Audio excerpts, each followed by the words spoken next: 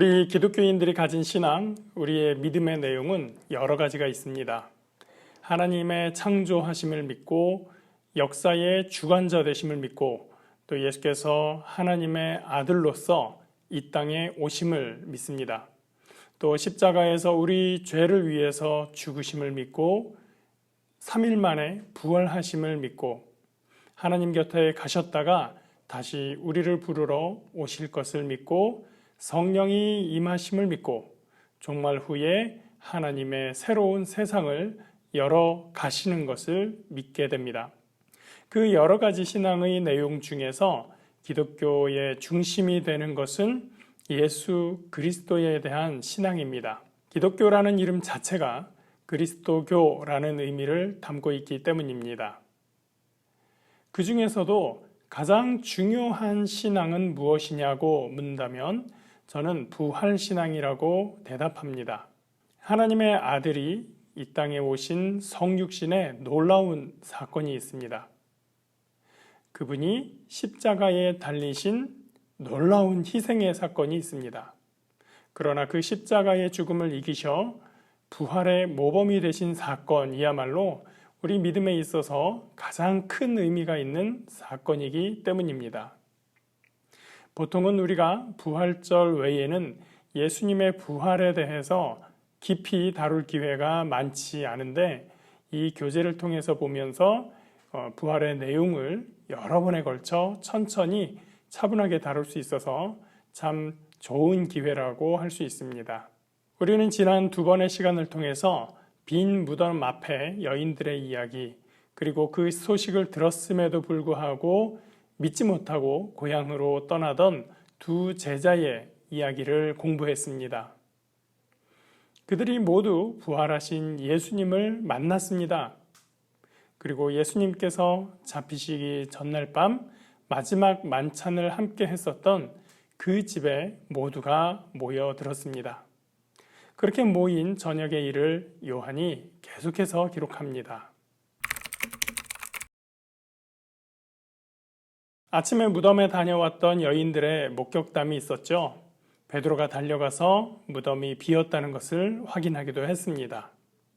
그들의 이야기를 듣고도 믿기가 어렵다면서 엠마오로 떠난 두 제자들마저 다시 이곳으로 돌아와서 자기들도 예수님을 만났다고 이야기를 합니다.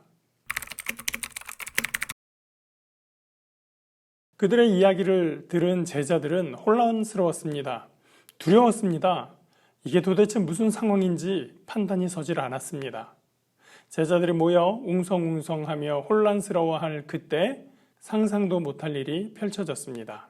이날 곧 안식 후 첫날 저녁 때에 제자들이 유대인들을 두려워하여 모인 곳의 문들을 닫았더니 예수께서 오사 가운데 서서 이르시되 너희에게 평강이 있을지어다.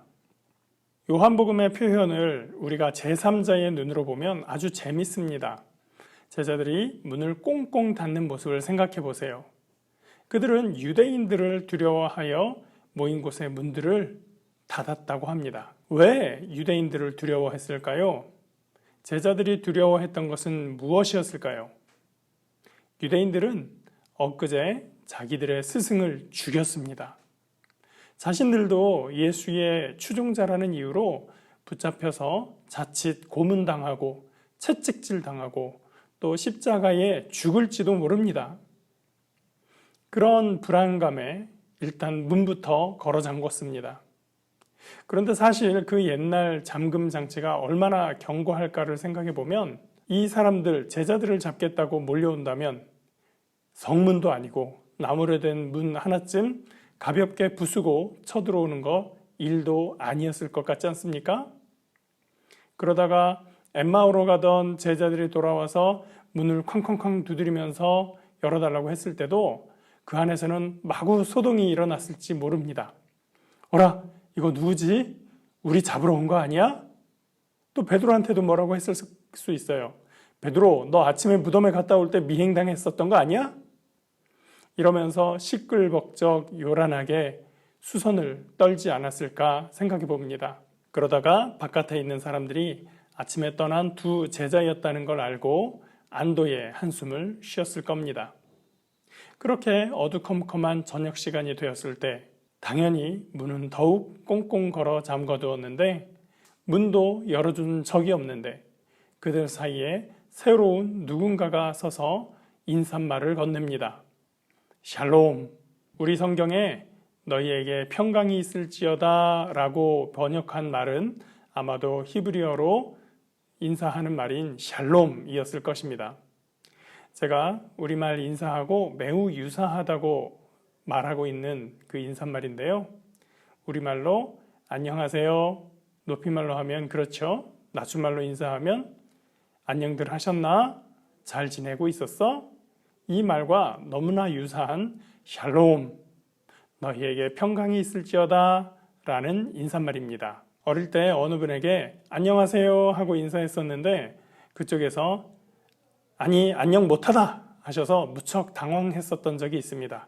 원래 기대하는 우리 대답은 그런 게 아닌데 그 인사말을 듣고서 아니 그럼 내가 이제 뭐라고 해야 되지? 뭐라고 말씀드려야 되지? 마음이 힘들었었던 그런 기억이 있습니다.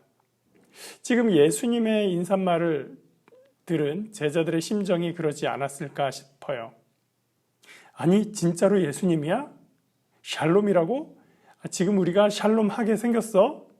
우리가 지금 평화롭게 생겼어? 그들은 그 인사말 그리고 그 인사를 건네고 계신 그분에게 매우 당황스럽지 않았을까 싶어요. 안 그래도 빈 무덤부터 시작해서 엠마오로 가던 제자들이 돌아와서 한 얘기까지 대체 이게 무슨 일인지 혼란스러워 죽겠는데 본인 등장하셔서 샬롬이라는 인사말은 너무나 당혹스러웠을 겁니다. 그럴수록 예수님의 샬롬이라는 인사말은 무게감을 더합니다. 사실은 이 샬롬이란 인사말은 단순히 그동안 잘 있었어 라는 가벼운 인사는 아닙니다. 구약에서 샬롬의 축복은 메시아 시대가 왔을 때 하나님의 통치로 인해서 시작되는 하나님이 주시는 축복으로 묘사되어 있습니다. 제자들의 혼란과 당혹과 두려움의 모든 것을 아시는 주님께서 정말 그들에게 주고 싶은 것이 샬롬 아니었을까요? 예수님이 샬롬, 너희에게 평강이 있을지어다 인사하신 것은 이제 메시아로 인한 평화의 시대가 도래했다 라고 하는 선언입니다. 너희는 그렇게 혼란스러워할 필요 없다. 너희에게 샬롬이 있기를 원한다. 너희는 평강할지어다. 왜? 내가 너희 곁에 이렇게 있지 않니? 그것이 바로 주님의 마음이었습니다. 그 주님은 우리에게도 평강 주시기 원하십니다. 우리가 혼란스럽고 번민하며 두려움에 빠져 있을 때 주님은 우리에게 말씀하십니다. 평강이 너희에게 있을지어다. 오늘 저와 여러분이 주님과 함께 이 평강을 풍성히 누릴 수 있기를 축복합니다. 예수님은 제자들에게 평강 주시기 위해서 원초적인 방법을 사용하십니다. 이 말씀을 하시고 손과 옆구리를 보이시니 제자들이 주를 보고 기뻐하더라. 예수께서 또 이르시되 너희에게 평강이 있을지어다. 아버지께서 나를 보내신 것 같이 나도 너희를 보내노라. 예수님은 대뜸 제자들에게 그 손과 옆구리를 보이십니다. 잘 아시듯 못자국 난 손과 창에 찔렸던 옆구리입니다. 누가복음에서는 와서 만져봐라 그렇게 말씀하기도 하셨어요. 내 손과 발을 보고 나인 줄 알라. 또 나를 만져보라. 영은 살과 뼈가 없으되 너희 보는 바와 같이 나는 있느니라. 어떻게 생각하면 이상합니다. 부활하신 예수님의 신체에 상처가 필요할까요? 예수님은 공생애 중에 많은 사람들의 질병을 치유하셨습니다. 말이 쉬워서 병이 나았다고 하지만 의학적으로 생리학적으로 말한다면 비정상적이었었던 세포가 정상이 되고 막혔던 혈관이 뚫어지고 뒤틀어져 있던 골격이 제자리를 찾아가는 방식이었을 겁니다. 그렇다면 심지어 부활식이나 하신 예수님의 손에 굳이 못자국이 남아있을 필요는 없지 않았을까 싶습니다. 영화에서 치료 능력이 있는 어떤 캐릭터처럼 흉터조차 남지 않게 원래의 몸으로 돌아가도 되지 않았을까 싶다는 것이죠. 그러나 예수님은 그 흔적을 가지고 있기 원하셨던 것 같습니다. 어떤 사람에게는 트로피와 메달이 명예롭지만 예수님은 십자가의 흔적이 이 땅에 오신 목적이고 의미였습니다. 이 흔적은 제자들이 살아 돌아오신 예수님을 확인할 수 있는 표식이 되었습니다. 주님은 다시 한번 평강을 말씀하셨습니다. 다시금 평강을 말씀하신 이유는 그들이 두려워하던 바깥 세상, 유대인들이 득식을 거리는 그 바깥 세상으로 나아가야 했기 때문입니다. 왜냐하면 주님은 제자들을 보내시기 원하셨기 때문입니다. 그 보내심이란 마치 예수님 자신이 하나님의 보내심을 받은 것과 같다고 하십니다. 여기서 제자들을 향한 예수님의 놀라운 믿음을 보게 됩니다. 제자들은 예수님을 따라다녔으면서도 그렇게 예수님을 믿지 못했습니다. 그런데 예수님은 마치 하나님께서 자신을 보내셨던 것과 똑같은 신뢰를 가지고 제자들을 보내겠다고 말씀하고 계신 겁니다. 잡히시고 십자가에서 죽임 당하실 때까지 예수님은 충분히 배신 당하셨을 텐데도 그들이 충성되지 못했다고 꾸중하지 않으시고 믿음 없음을 책망하지도 않으시고 무한한 신뢰를 보여주셨습니다. 한편 주님은 그들에게 부족한 것도 알고 계셨습니다. 제자들이 두려운 세상을 향하여 나아가는 것은 평강이 있으라는 말 한마디를 들었다고 되는 것은 아니었습니다. 그 두려움을 다스릴 수 있는 힘이 있어야 합니다. 이 말씀을 하시고 그들을 향하사 숨을 내쉬며 이르시되 성령을 받으라. 너희가 누구의 죄든지 사하면 사하여질 것이요 누구의 죄든지 그대로 두면 그대로 있으리라 하시니라. 예수님께서 모여있는 사람들을 향하여 숨을 내쉬었습니다. 잘 아시는 것처럼 숨을 불어넣는 것은 성경에서 생명을 불어넣는 것이었습니다. 하나님께서 세상을 만드실 때 흙으로 만든 사람에게 숨을 불어넣으셨습니다. 에스겔 골짜기 환상에서 뼈에 핏줄과 힘줄과 살이 붙은 후에 생기가 불어와 큰 군대를 이루게 하였습니다. 본문은 다락방에 모인 제자들이 두려움 때문에 아무것도 할 수 없는 상태, 죽은 것과 같은 상태라고 말해 주는 것 같습니다. 부활하신 예수님은 죽은 것이나 다름없는 제자들의 마음을 아시고 그들을 향해 숨을 내쉬면서 성령을 받으라 하셨습니다. 죽어있는 믿음에 새 생명을 부여하셨습니다. 하나님께서 사람을 지으시고 생기를 불어넣으셔서 세상을 다스릴 사명을 주신 것처럼 예수께서 두려워하는 제자들에게 숨을 불어넣으시고 성령을 주셔서 세상을 향한 사명을 부여하셨습니다. 그리고 죄사함에 대한 메시지를 주십니다. 누구의 죄든지 너희가 사하면 사하여질 것이요 그대로 두면 그대로 있으리라. 이 말씀의 의미에 대해서는 역사적으로 해석이 분분했었습니다. 문자 그대로 받아들이기에는 논란이 아주 커질 수 있겠죠. 죄사함의 권세는 하나님께만 있어야 한다는 것이 우리의 믿음이기 때문입니다. 유대인들은 예수님이 죄를 사한다고 했을 때 그 말조차도 용납할 수 없었습니다. 그런데 예수님의 제자들이 너도 나도 죄사함의 권세를 가지고 있다고 주장한다면 굉장한 혼돈을 초래하게 될 것입니다. 그럼에도 불구하고 이 구절을 교회 안에서 죄사함의 선언을 할 수 있는 권세, 권한을 가진 사람이 있다는 그런 측면으로 해석하는 경우가 있었습니다. 특히 천주교에서는 고해성사의 근거 구절로 삼고 있죠. 예수님께서 사도들에게 죄사함의 권세를 주셨고 그 사도의 대를 이은 교황과 사제들이 죄사함의 권세를 가지고 있다는 것입니다. 개신교회는 이것을 받아들이지 않고 있습니다. 반면에 초대교회 교부들은 이 말씀이 세례자의 선별에 대한 말씀이라고 해석하기도 합니다. 세례를 통해서 죄사함을 받고 진정한 그리스도인으로 확증하고 구원을 받는다고 생각했던 당시에는 새로운 신자가 세례에 합당한지 아닌지를 교회가 판단하는 것, 그것을 이 구절과 연관해서 해석했었던 것입니다.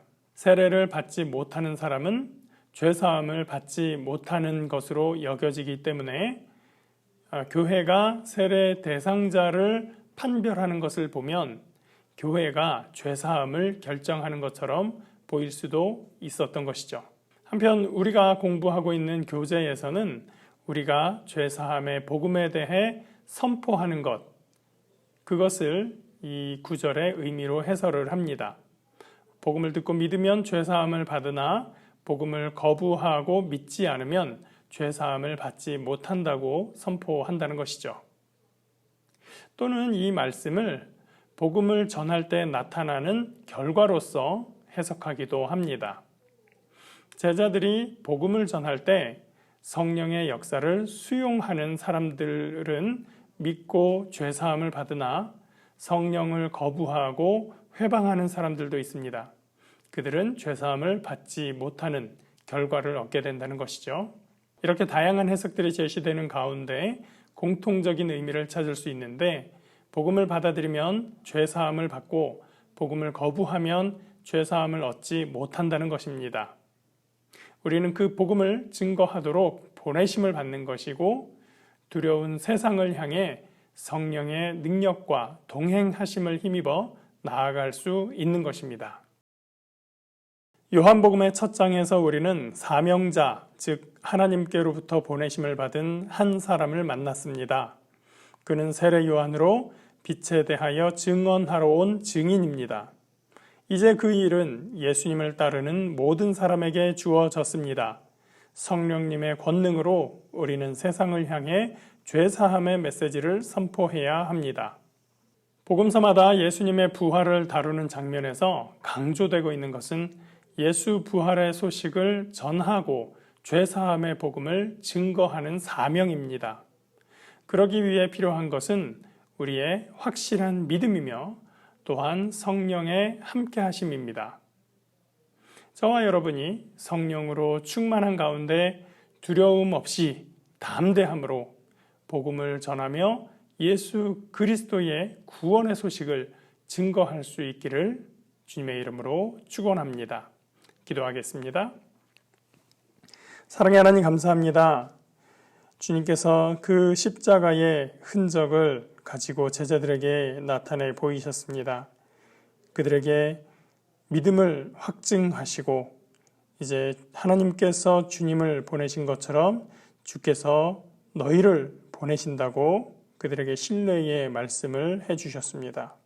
그리고 성령으로 충만함을 받으라, 성령을 받으라 라고 말씀하셨습니다. 하나님, 우리 가운데 의심과 두려움과 모든 불안한 것이 성령의 함께 하심으로 말미암아 말끔히 해소되고 굳건하고 강한 믿음으로 세상을 향하여 담대히 복음을 증거할 수 있는 믿음의 제자들 될 수 있도록 인도하여 주시옵소서.